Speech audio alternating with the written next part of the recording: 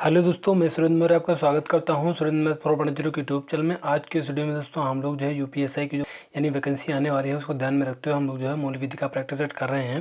दोस्तों मूल विधि में आज हम लोग जो टॉपिक करने वाले हैं भ्रष्टाचार जो है निवारण अधिनियम 1988 यानी भ्रष्टाचार निवारण अधिनियम 1988 से जितने भी इम्पोर्टेंट क्वेश्चन बनते हैं सभी को हम लोग जो है इस वीडियो में डिस्कस करने वाले हैं। दोस्तों आप जो है कंप्लीट वॉच करना क्योंकि सभी प्रीवियस ईयर क्वेश्चन हैं, तो सभी इम्पोर्टेंट क्वेश्चन हैं। तो चलिए स्टार्ट कर लेते हैं। पहला क्वेश्चन है भ्रष्टाचार निवारण अधिनियम पारित हुआ, तो इसका जो करेक्ट आंसर हो जाएगा 1988 हो जाएगा, ऑप्शन सी हो जाएगा। अगला जो क्वेश्चन है क्वेश्चन नंबर 2, भ्रष्टाचार निवारण अधिनियम 1988 को उपराष्ट्रपति की अनुमति प्राप्त हुई है, तो ये हुई थी 9 यानी 9 और 9वां महीना 1988 में इसकी जो है राष्ट्रपति की अनुमति प्राप्त हुई थी। अगला क्वेश्चन है क्वेश्चन नंबर 3, भ्रष्टाचार निवारण अधिनियम 1988 का जो संक्षिप्त रूप कौन सा है, तो ये हो जाएगा क्रमांक जो है 49 सन 1988 हो जाएगा, यानी क्रमांक 49 सन 1988 करेक्ट आंसर हो जाएगा। अगला क्वेश्चन है क्वेश्चन नंबर 4, लोक सेवक उपबंधित है भ्रष्टाचार निवारण अधिनियम की धारा जो है 2C में, ऑप्शन ए करेक्ट हो जाएगा। भ्रष्टाचार निवारण अधिनियम 1988 में कुल कितनी जो है धाराएं हैं, तो ये हो जाएगा 31 हो जाएगी। भ्रष्टाचार निवारण अधिनियम 1988 में कुल जो है 31 धाराएं हैं। लोक सेवक से जो है अभिप्रेत है, तो यहाँ पे दोस्तों पहला है कोई व्यक्ति जो सरकार की सेवा या उसके वेतन पर है या किसी लोक कर्तव्य के पालन के लिए सरकार से फीस या कमीशन रूप में पारिश्रमिक पाता है, तो ऑप्शन ए करेक्ट हो जाएगा। और दूसरा बी ऑप्शन है कोई व्यक्ति जो किसी लोक प्राधिकरण की सेवा या उसके वेतन पर है, तो ये भी सही हो जाएगा। कोई व्यक्ति जब किसी ऐसे पद को धारण करता है जिसके जो है आधार पर वह किसी लोक कर्तव्य का पालन करने के लिए प्राधिकृत या अपेक्षित है, तो ऑप्शन सी भी करेक्ट आंसर हो जाएगा, यानी तीनों जो है करेक्ट हो जाएगा। तो इसका जो करेक्ट आंसर है उपरोक्त जो है सभी अभिप्रेत है आंसर दोस्तों, लेकिन ऑप्शन डी होगा। अगला क्वेश्चन है यहाँ पे दोस्तों और इम्पोर्टेंट फैक्ट में देख लेते हैं। यहाँ पे जो है कोई न्यायाधीश भी जोड़ लेना पॉइंट में, और कोई जो है व्यक्ति जो न्याय प्रशासन के संबंध में किसी कर्तव्य का पालन करने के लिए न्यायालय द्वारा जो है प्राधिकृत किया गया है। अगला क्वेश्चन है क्वेश्चन नंबर 7, यहाँ पे दोस्तों बताया जा रहा है कि सत्य कथन चुनिए, यानी इसमें से कौन सा जो है कथन सत्य है। तो यहाँ पे हम लोग देख रहे हैं पहला जो ऑप्शन है परितोषण शब्द यानी धन संबंधी जो है परितोषण तक या उन परितोषणों तक ही जो धन में जो आंके जाने योग्य हों निर्बंधित जो है नहीं है, तो ये भी सही है, ऑप्शन ए भी सही हो जाएगा। और बी में है वैध जो है पारिश्रमिक शब्द उस जो है पारिश्रमिक तक ही जो है निर्बंधित नहीं है जिसका मांग कोई लोक सेवक विधि पूर्ण रूप से कर सकता है, किंतु इसके अंतर्गत वह समस्त जो है पारिश्रमिक आता है और जिसको जो है प्रतिग्रहित करने के लिए उस सरकार का जो है संगठन द्वारा जिसकी सेवा में वह है जो है उसे अनुज्ञा दी गई है, ये भी ऑप्शन सही हो जाएगा। और जो है अगला जो है सी जो पॉइंट है या वह जो है व्यक्ति जो है वह कार्य करने के लिए हेतु या इनाम के रूप में जिसके जो है करने का जो है उसका आशय नहीं है या जो उसने नहीं किया है परितोषण प्राप्त करता इस पद के अंतर्गत आता है, तो ऑप्शन सी भी करेक्ट आंसर हो जाएगा। तो सभी करेक्ट हैं, तो यहाँ पे ये हो जाएगा उपयोग सभी कथन सत्य हैं, ऑप्शन जो होगा आंसर डी। अगला क्वेश्चन है क्वेश्चन नंबर 8, क्वेश्चन नंबर 8 है विशेष न्यायाधीश की नियुक्ति का जो प्रावधान निम्नलिखित में से किस धारा में प्रस्तुत है, तो हो जाएगा धारा 3 में प्रस्तुत है। भ्रष्टाचार निवारण अधिनियम 1988 की धारा 3 में विशेष न्यायाधीश की नियुक्ति का प्रावधान किया गया है। क्वेश्चन नंबर 9 है विशेष न्यायाधीश को नियुक्त करने की शक्ति है, तो ये हो जाएगा उपरोक्त दोनों के पास, ऑप्शन सी करेक्ट हो जाएगा। भ्रष्टाचार निवारण अधिनियम 1988 की धारा 3(1) के अनुसार केंद्रीय सरकार या राज्य सरकार के पास विशेष न्यायाधीशों की नियुक्ति का अधिकार है।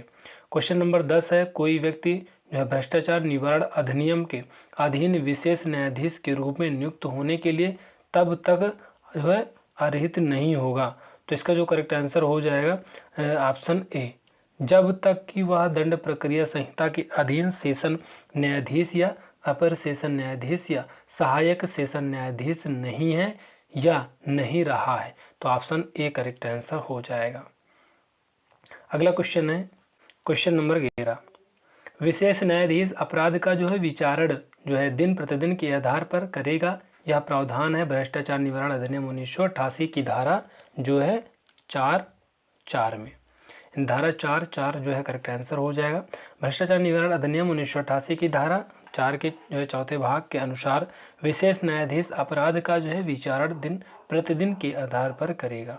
अगला क्वेश्चन है क्वेश्चन नंबर 12, विशेष न्यायाधीश अपराध का जो है विचारण करेगा।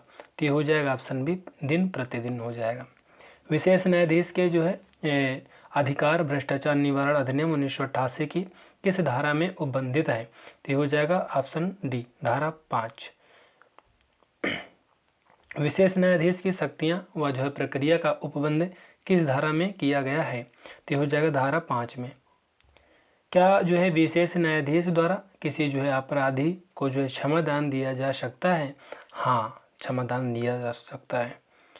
भ्रष्टाचार निवारण अधिनियम 1988 की धारा 5(2) के जो है तहत विशेष न्यायाधीश अपराधी को क्षमादान दे सकता है। तो ये भी इम्पोर्टेंट जो है पॉइंट नोट कर लेना है। सत्य कथन यहाँ पे चुनना है। तो यहाँ पे दोस्तों हो जाएगा विशेष न्यायाधीश अभियुक्त के विचारार्थ सुपुर्द किए बिना अपराध का संज्ञान कर सकता है, नहीं कर सकता है। न्यायाधीश अभियुक्त व्यक्ति के जो है विचारण में दंड प्रक्रिया संहिता 1973 में जो है मजिस्ट्रेटों द्वारा वारंट के मामलों के लिए विहित प्रक्रिया का अनुसरण करेगा, नहीं करेगा। उपयुक्त दोनों कथन सत्य है दोस्तों, जबकि दोस्तों यहाँ पे जो है ऑप्शन सी करेक्ट हो जाएगा। लेकिन यहाँ पे बताया क्या जा रहा है उपयुक्त दोनों कथन सत्य है। तो यहाँ पे दोस्तों जो है दोनों सही हैं, आंसर तो यही होगा, लेकिन ये जो बताया जा रहा है ऑप्शन सी करेक्ट हो जाएगा। तो यहाँ पे दोनों बातें सही हैं और सत्य ही बताना था। तो ये ऑप्शन सी करेक्ट हो जाएगा। आंसर में ऑप्शन सी टिक लगाना है। अगला क्वेश्चन है क्वेश्चन नंबर 17, विशेष न्यायाधीश जो है अभियुक्त व्यक्ति के जो विचारण में किस जो है प्रक्रिया का अनुसरण कर सकेगा। तो इसका जो करेक्ट आंसर हो जाएगा वारंट मामला हो जाएगा। अगला क्वेश्चन है क्वेश्चन नंबर 18 है, निम्नलिखित में से किसको जो है विशेष न्यायाधीश अपराध से संबंधित जानकारी को पूर्ण और जो है सत्यता प्रकट करने की जो है शर्त पर क्षमा प्रदान कर सकता है। तो ये हो जाएगा ऑप्शन डी, उपरोक्त सभी को, यानी अपराध से संपृक्त व्यक्ति को, ये भी सही है, अपराध के दुष्प्रेरक को, ये भी सही है, प्रमुख अपराधी को, यानी तीनों ऑप्शन सही हो जाएंगे। भ्रष्टाचार निवारण अधिनियम 1988 की धारा 5(2) के अनुसार विशेष न्यायाधीश अपराध से संबंधित जानकारी को पूर्ण और सत्यता प्रकट करने की जो है शर्त पर निम्नलिखित में को जो है क्षमा कर सकता है। अपराध से संपृक्त व्यक्ति को, अपराध के दुष्प्रेरक को तथा प्रमुख अपराधी को। अगला क्वेश्चन है क्वेश्चन नंबर 19, विशेष न्यायाधीश का जो न्यायालय समझा जाएगा तो ये हो जाएगा सेशन न्यायालय, ऑप्शन ए करेक्ट हो जाएगा। भ्रष्टाचार निवारण अधिनियम जो है 1988 की धारा 5(3) के तहत विशेष न्यायाधीश का जो है न्यायालय सेशन न्यायालय समझा जाएगा। क्वेश्चन नंबर 20 है, विशेष न्यायाधीश के समक्ष कार्यवाही को लागू होंगे। तो ये हो जाएगा दोस्तों, यहाँ पे कोई मिस्टेक थी जो है आंसर में, तो इसलिए यहाँ पे आंसर नहीं बताया जा रहा है। यहाँ पे आप जो इम्पोर्टेंट फैक्ट में देख लेना है। इस अधिनियम की धारा 5(4) के अनुसार दंड प्रक्रिया संहिता 1973 की धारा 326 और 475 के प्रावधान जहाँ तक संभव हो विशेष न्यायाधीश के समक्ष जो है कि कार्यवाहियों पर जो है लागू होंगे और इन प्रावधानों के प्रयोजन के लिए विशेष न्यायाधीश मजिस्ट्रेट समझा जाएगा। अगला क्वेश्चन है क्वेश्चन नंबर 21, विशेष न्यायाधीश के जो है समक्ष अभियोजन का जो है संचालन करने वाला व्यक्ति समझा जाएगा। तो हो जाएगा लोक अभियोजक समझा जाएगा। भ्रष्टाचार निवारण अधिनियम 1988 की धारा 5(3) के अनुसार विशेष न्यायाधीश के समक्ष अभियोजन का संचालन करने वाला व्यक्ति लोक अभियोजक समझा जाएगा। अगला क्वेश्चन है क्वेश्चन नंबर 22, भ्रष्टाचार निवारण अधिनियम के जो है अधीन दंडनीय अपराध का विचारण करते समय विशेष न्यायाधीश दंड विधि संशोधन अधिनियम 1994 के अधीन जिला न्यायाधीश द्वारा जो है प्रयोक्तव्य सभी जो है शक्तियों व जो है कृत्यों का जो है प्रयोग कर सकेगा। तो हो जाएगा सिविल, करेक्ट आंसर हो जाएगा। भ्रष्टाचार निवारण अधिनियम 1988 की जो है धारा 5(6) के जो है अनुसार इस अधिनियम के अधीन दंडनीय अपराध का विचारण 1900 जो है विचारण जो है करने वाला विशेष न्यायाधीश दंड विधि संशोधन अध्यादेश 1944 द्वारा जिला न्यायाधीश द्वारा प्रयोग किए जाने वाले सभी सिविल शक्तियों और कृत्यों का प्रयोग करेगा। अगला क्वेश्चन है क्वेश्चन नंबर 23। भ्रष्टाचार निवारण अधिनियम की धारा 6 के अधीन किसी मामले का जो है संक्षिप्त विचारण किए जाने पर अभियुक्त को जो है दंडित किया जा सकता है तो 1 वर्ष के कारावास से। ऑप्शन सी हो जाए करेक्ट आंसर।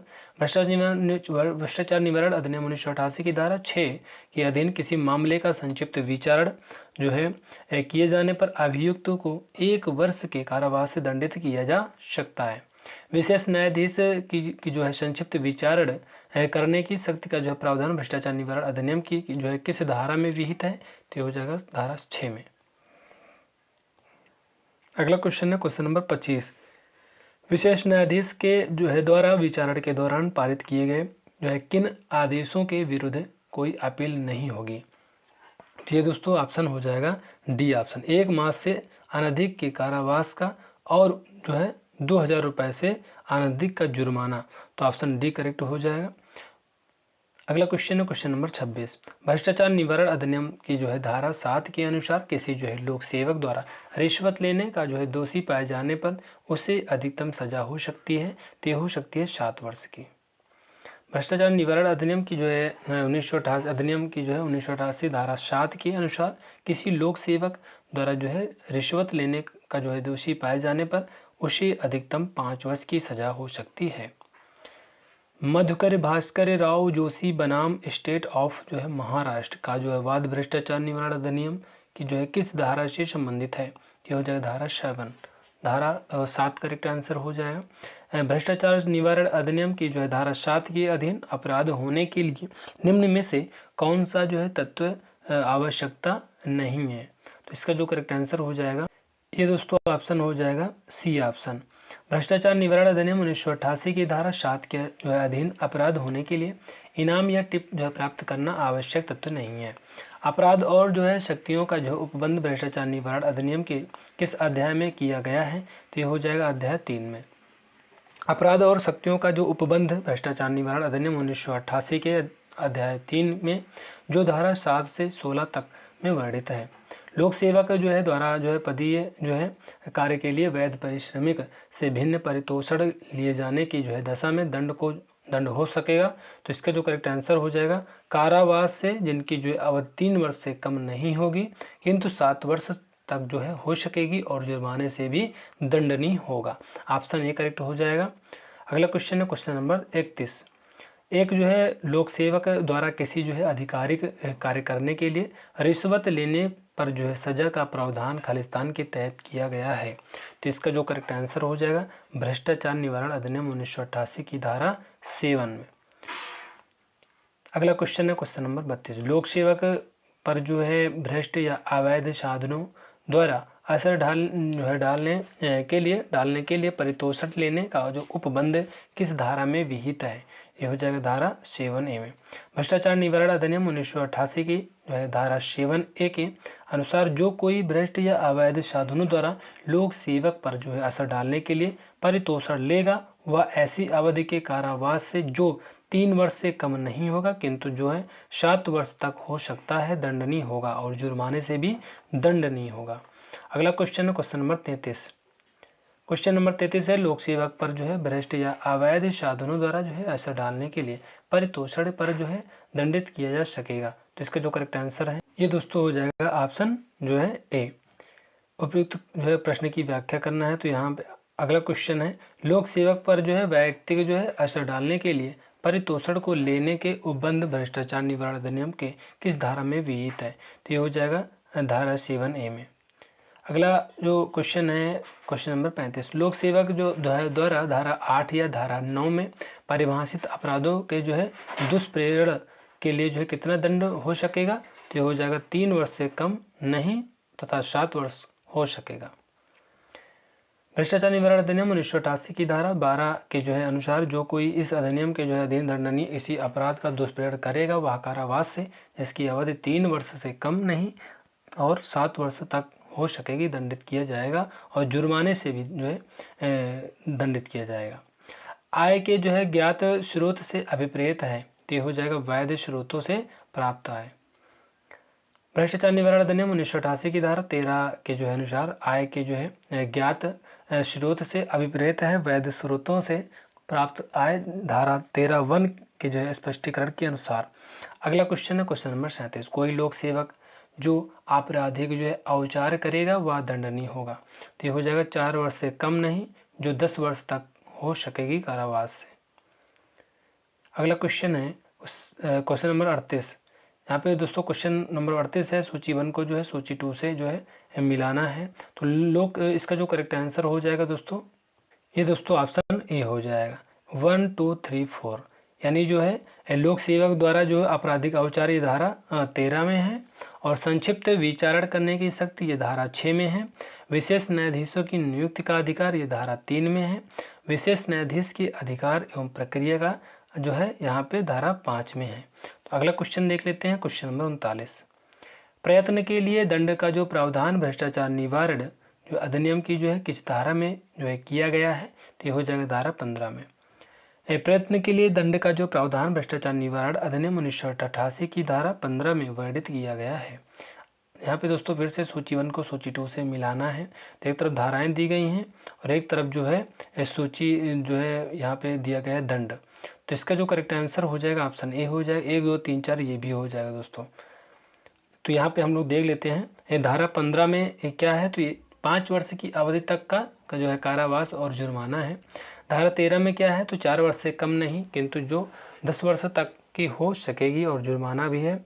धारा जो है 8 9 तथा 12 के जो है अधीन अभ्यासतः अपराध करना, ये 5 वर्ष से कम नहीं, किंतु जो है 10 वर्ष तक की जो है हो सकेगी और जुर्माना भी लगेगा।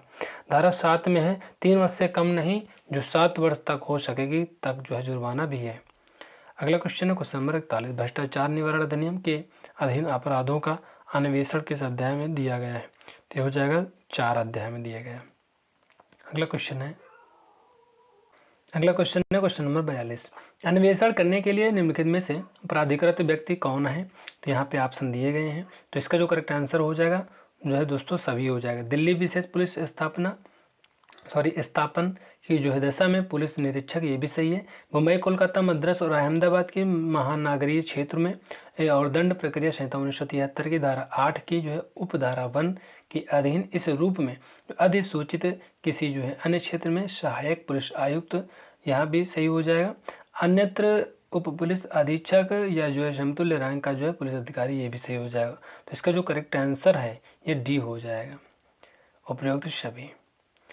43 नंबर क्वेश्चन है, यदि कोई पुलिस अधिकारी जो पुलिस अधीक्षक की जो है पंक्ति से जो है नीचे का ना हो, साधारण या विशेष आदेश द्वारा राज्य सरकार द्वारा जो प्राधिकृत है, तो जो है वह किसके जो है आदेश के बिना भी गिरफ्तार वारंट के बिना कर सकेगा। तो इसका जो करेक्ट आंसर हो जाएगा ऑप्शन सी हो जाएगा, उपयुक्त दोनों। भ्रष्टाचार निवारण अधिनियम 1988 की धारा 17 के परंतु के अनुसार यदि कोई पुलिस अधिकारी जो पुलिस अधीक्षक जो है की पंक्ति के नीचे का ना हो, साधारण या विशेष आदेश द्वारा इस जो है निमित्त सरकार यानी राज्य सरकार द्वारा प्राधिकृत हो, तो वह भी ऐसे जो है किसी अपराध का अन्वेषण यथा स्थिति मेट्रोपॉलिटन महानगर मजिस्ट्रेट या जो है प्रथम श्रेणी मजिस्ट्रेट के आदेश के बिना अथवा उसके लिए जो है गिरफ्तार वारंट के बिना कर सकेगा। अगला क्वेश्चन है क्वेश्चन नंबर 44। बैंक जो है कार्यवाहियों की अवलोकन का जो है प्राधिकार है, तो यह है धारा 17 के अधीन अवलोकन करने के लिए सशक्त। अगला क्वेश्चन है क्वेश्चन नंबर 45। बैंक कार्य जो है वहियों के जो है निरीक्षण की जो है शक्ति का जो है प्राविधान किस धारा में किया गया है, तो हो जाएगा धारा 18 में। किसी जो है व्यक्ति के जो है लेखाओं व बहियों के जो निरीक्षण की जो है शक्ति का प्रयोग निम्नलिखित में से किस पंक्ति से अनिम्न पुलिस अधिकारी द्वारा नहीं किया जाएगा। इसका जो करेक्ट आंसर है ऑप्शन ए हो जाएगा, पुलिस अधीक्षक। भ्रष्टाचार निवारण अधिनियम 1988 की धारा जो है 18 के अनुसार किसी व्यक्ति के जो है लेखाओं व बहियों के निरीक्षण की जो है शक्ति का प्रयोग पुलिस अधीक्षक की जो है पंक्ति से अनिम्न पुलिस अधिकारी द्वारा नहीं किया जाएगा। लोक सेवक के जो है विरुद्ध अभियोजन चलाने से पूर्व सक्षम अधिकारी की पूर्व अनुमति आवश्यक है, यह कथन जो है सत्य है। भ्रष्टाचार निवारण अधिनियम 1988 के अंतर्गत अभियोजन के लिए जो है सक्षम जो है अधिकारी से पूर्व जो है स्वीकृति की धारा में अनिवार्य किया गया है। तो ये हो जाएगा धारा 19 में। अभियोजन के लिए जो है पूर्व जो है मंजूरी जो आवश्यक होगी यह उबंधित है। तो हो जाएगा धारा 19 में। मोहम्मद इकबाल जो है अहमद बनाम आंध्र प्रदेश राज्य का जो है वाद जो है किस धारा से संबंधित है। तो हो जाएगा धारा 19। किन जो है दशाओं में लोक सेवक के जो है विरुद्ध अभियोजन चलाने के लिए जो है सक्षम अधिकारी की जो है पूर्व मंजूरी आवश्यक नहीं है। तो हो जाएगा उपयुक्त सभी, यानी जब अभियुक्त लोक सेवक जो है न रह जाए ये भी सही है, जब अभियुक्त सेनावृत्त हो जाए ये भी सही है, जब अभियुक्त विधायक हो ये भी सही हो जाएगा, यानी ऑप्शन डी करेक्ट हो जाएगा। अगला क्वेश्चन है क्वेश्चन नंबर 52। लोक सेवक के जो है विरुद्ध अभियोजन के मामले में उपधारणा को जो है खंडित करने का भार होता है। तो हो जाएगा सदैव अभियुक्त पर। अगला क्वेश्चन है क्वेश्चन नंबर जो है 53 है। जहाँ किसी भी जो है कारणवश शंका पैदा हो जाए कि अभियोजन के लिए अपेक्षित जो है पूर्व जो है मंजूरी केंद्रीय राज्य या जो है किसी अन्य अधिकारी में से किसके जो है द्वारा ली जानी चाहिए, वहाँ ऐसी मंजूरी दी जाएगी। तो हो जाएगा ऑप्शन डी, उस सरकार या प्राधिकारी द्वारा जो लोक सेवक जो है को जो है उसके पद से उस समय हटाने के लिए सक्षम था जिस समय अपराध किया जाना अमिकथित है। अगला क्वेश्चन है क्वेश्चन नंबर 54। कोई न्यायालय भ्रष्टाचार निवारण अधिनियम के जो है अधीन किसी जांच विचारण अभ्यावेदन या अन्य कार्यवाहियों में जो है पारित किसी अंतर्वर्ती आदेश के संदर्भ में जो है किन शक्तियों का प्रयोग नहीं कर सकेगा। तो ये हो जाएगा ऑप्शन ए पुनरीक्षण हो जाएगा। अगला क्वेश्चन है क्वेश्चन नंबर 55। भ्रष्टाचार निवारण अधिनियम के जो है अधीन दंडनीय अपराध से आरोपित जो है कोई व्यक्ति जो है प्रतिरक्षा पक्ष के लिए जो है सक्षम साक्षी होगा और बंधित है। तो हो जाए धारा 21 में। भ्रष्टाचार निवारण अधिनियम जो है के जो है अधीन दंडनीय अपराध के आरोपित व्यक्ति यानी अभियुक्त ये हो जाएगा अपने मामले में स्वयं सक्षम साक्षी हो सकता है। ऑप्शन ए करेक्ट हो जाएगा। अगला क्वेश्चन है भ्रष्टाचार निवारण अधिनियम 1988 की धारा 21 के जो है तहत आरोपी व्यक्ति को जो है अनुमति है। तो ये हो जाएगा अपने बचाव के लिए एक सक्षम गवाह बनाने के लिए। असत्य कथन चुनना है यहाँ पे, तो साक्षी के रूप में अभियुक्त व्यक्ति को जो है प्रार्थना के सिवाय आहूत किया जाएगा। दोस्तों यही पहला ही असत्य है, तो ऑप्शन ए करेक्ट आंसर हो जाएगा। भ्रष्टाचार निवारण अधिनियम की जो है कौन सी जो है धारा न्यायालय द्वारा जो है पुनरीक्षण की शक्तियों का जो है प्रयोग करने के लिए अभिलेख जो है मंगाने से संबंधित है। तो ये हो जाएगा ऑप्शन सी 22 डी। क्या भ्रष्टाचार निवारण अधिनियम की जो है धारा 22 प्राइवेट परिवादों पर भी लागू है? हाँ। 61 नंबर क्वेश्चन है भ्रष्टाचार निवारण अधिनियम के जो है तहत अधीन जो है अपराध के अभिकलन के संबंध में जांच के लिए क्या नियत किया जाना चाहिए। तो ये हो जाएगा उपयुक्त सभी नियत, यानी तारीख भी, समय भी, स्थान भी। भ्रष्टाचार निवारण अधिनियम के जो है किस धारा के जो है अधीन सेना, नौसेना जो है तथा जो है वायुसेना संबंधी या जो अन्य विधियों का जो है प्रभावित नहीं होना वो लिखित किया गया है। तो ये हो जाएगा धारा 25 में। भ्रष्टाचार निवारण अधिनियम की जो है किस जो है धारा में अपील उपबंधित है? इसका जो करेक्ट आंसर ऑप्शन डी हो जाएगा। भ्रष्टाचार निवारण अधिनियम 1988 की धारा जो है 27 अपील का उपबंध करती है। अपील और पुनरीक्षण का जो उपबंध किस जो है धारा में किया गया है। तो ये हो जाएगा धारा 27 में। विशेष न्यायाधीश के जो है निर्णय के जो है विरुद्ध अपील और जो है पुनरीक्षण की जो है शक्तियों का जो प्रयोग निम्नलिखित में से कौन कर सकेगा? तो हो जाएगा उच्च न्यायालय। वे लोग जो लोक सेवक जो है को वैध पारिश्रमिक से भिन्न पारितोषण देने की जो है प्रस्तावना करते हैं वे इस अधिनियम के अधीन जो है दंडनीय नहीं होंगे। निम्न में से जो है कौन सा वाद अभियुक्त के जो है साक्षी होने से संबद्ध नहीं है? तो ये हो जाएगा ऑप्शन डी इस बंगरुड़वा बनाम स्टेट। ऑप्शन डी हो जाएगा। के जो है पुत्र स्वामी जो है बनाम स्टेट ऑफ जो है तमिलनाडु का जो है वाद किससे संबंधित है? तो हो जाएगा लोक सेवक द्वारा जो है आपराधिक औचार। भ्रष्टाचार निवारण अधिनियम 1988 ने जो है किस अधिनियम का जो है स्थान लिया है? तो हो जाएगा भ्रष्टाचार निवारण अधिनियम 1945। अगला क्वेश्चन है किस मामले में कहा गया है कि भ्रष्टाचार निवारण अधिनियम का जो है उद्देश्य है भ्रष्ट लोक सेवकों को दंडित करना, उन्हें क्षमा करना नहीं? तो हो जाएगा S.A. वेंकट रमन बनाम स्टेट। सूची 1 को सूची 2 से यहाँ पे मिलाना है, तो इसका जो करेक्ट आंसर हो जाएगा दोस्तों ऑप्शन हो जाएगा डी ऑप्शन 1, 2, 3, 4। यानी विशेष न्यायाधीशों की नियुक्ति अध्याय 2 में है और अपराध और शक्तियाँ जो है अध्याय 3 में है। मामलों का जो अन्वेषण 4 में है और अभियोजन की जो है मंजूरी तथा अन्य उपबंध 5 में है। भ्रष्टाचार के जो है और अपराधों की जो है विवेचना का जो अधिकार निम्न में से जो है किनको है, तो ये हो जाएगा ऑप्शन ए राजपत्रित अधिकारी। भ्रष्टाचार या पद के जो है दुरुपयोग के जो है किसी भी आरोप पर जो है प्रकटीकरण हेतु लिखित शिकायत लेने के लिए भारत सरकार ने किसी नामित संस्था के रूप में प्राधिकृत किया, तो ये हो जाएगा ऑप्शन बी केंद्रीय सतर्कता आयोग। ऑप्शन बी करेक्ट हो जाएगा। अगला क्वेश्चन है क्वेश्चन नंबर 74। निम्न में से कौन सा जो है सूचना प्रदाता संरक्षण अधिनियम 2011 के संबंध में सही है, तो इसमें से कौन सा सही हो जाएगा, तो ये हो जाएगा दोस्तों ऑप्शन बी ओनली बी सही है। सतर्कता आयोग को जो भ्रष्टाचार के खिलाफ शिकायत में शिकायतकर्ता की पहचान बताने की जरूरत नहीं। ऑप्शन बी करेक्ट हो जाएगा, यानी बी में कौन है, तो ऑप्शन बी में बी ही है। अगला क्वेश्चन है क्वेश्चन नंबर यहाँ पे 75। CID की जो है खालिस्तान दंगे जो है जालसाजी और नकली चीज़ें बनाने से जैसे जो है गंभीर अपराधों की जांच करती है, ये हो जाएगा अपराध शाखा। सूचना प्रदाता संरक्षण अधिनियम 2011 के जो संदर्भ में निम्नलिखित में से कौन सा जो है सही है, तो हो जाएगा ऑप्शन डी, यानी केवल ए सही है। जानबूझकर झूठी शिकायत दर्ज कराने पर इस जो है विधेयक में दंड का प्रावधान है, तो ऑप्शन ए करेक्ट आंसर हो जाएगा। ए है किस ऑप्शन में, तो ऑप्शन डी में है। अगला क्वेश्चन है क्वेश्चन नंबर 77।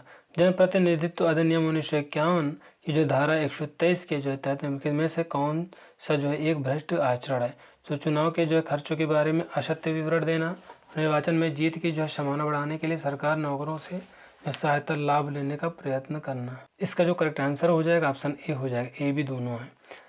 जन प्रतिनिधित्व अधिनियम 1951 की धारा 123 के जो है तहत चुनाव में जो खर्चों के बारे में असत्य विवरण देना तथा निर्वाचन में जीत की संभावना बढ़ाने के लिए सरकारी नौकरों से सहायता जो है लाभ लेने का प्रयत्न करना एक भ्रष्ट आचरण है। लोकपाल के अधिकारों के संदर्भ में निम्नलिखित में से कौन सा जो है सही है, तो इसका जो करेक्ट आंसर है ऑप्शन सी हो जाए, ए बी सी जो तीनों सही हैं।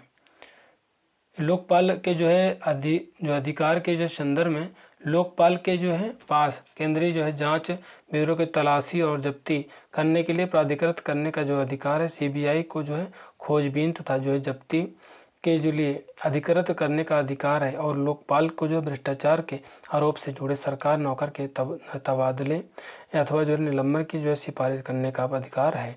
लोकपाल का जो है ओम्बुड जो है शमन प्रणाली भी कहते हैं। तो इस तरह से दोस्तों हम लोगों ने जो है इस टॉपिक से जितने भी इंपॉर्टेंट क्वेश्चन बनते हैं सभी को डिस्कस कर लिया है। ये वीडियो आपको कैसे लगी कमेंट करके जरूर बताना। वीडियो को लाइक कर देना, चैनल को सब्सक्राइब कर देना, बेल आइकन को प्रेस कर देना जिससे कि हमारे सारे नोटिफिकेशन आप तक पहुँचते रहें। तो मिलते हैं नेक्स्ट वीडियो में, तब तक ले जय हिंद जय भारत।